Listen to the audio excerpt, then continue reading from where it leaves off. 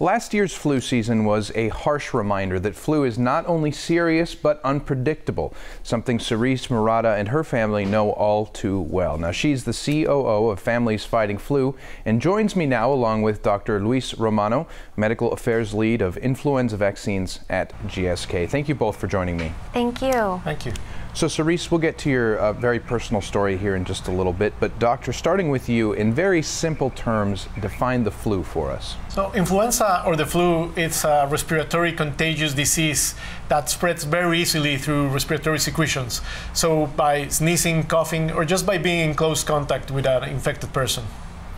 Now, who can be impacted? I mean, it's obvious that everyone's encouraged to get the flu vaccine, but who is most at risk of getting the flu? So let me be very clear. Anyone can be impacted, and anyone can be impacted very seriously by the flu. There are some high-risk groups that are more prone to have flu-related complications. So those are like young children, the elderly, pregnant women, and persons with medical conditions such as asthma. But it's very important that everyone who's 6 months and older should get the flu vaccine each and every season, because we are all at risk.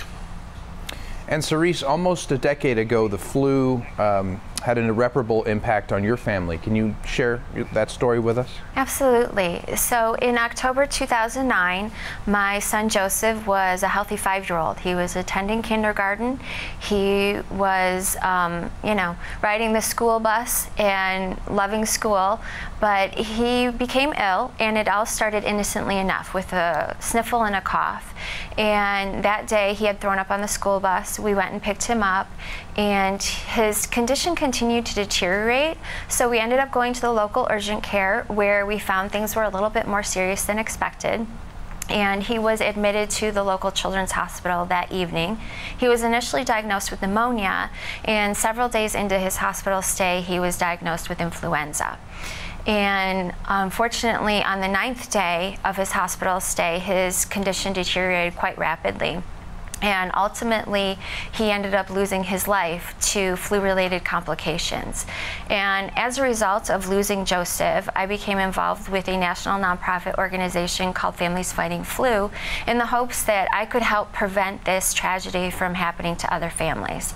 And so what we really do is seek to educate people about the flu. So many people think, oh, it's just the flu. It's not something I need to worry about. And I am a perfect illustration of why we need to pay attention to the flu. So, the good news is that there's something that we can do to help protect ourselves and our families, and that is through annual flu vaccination. So we have this available to us. It's the best defense against this infectious disease.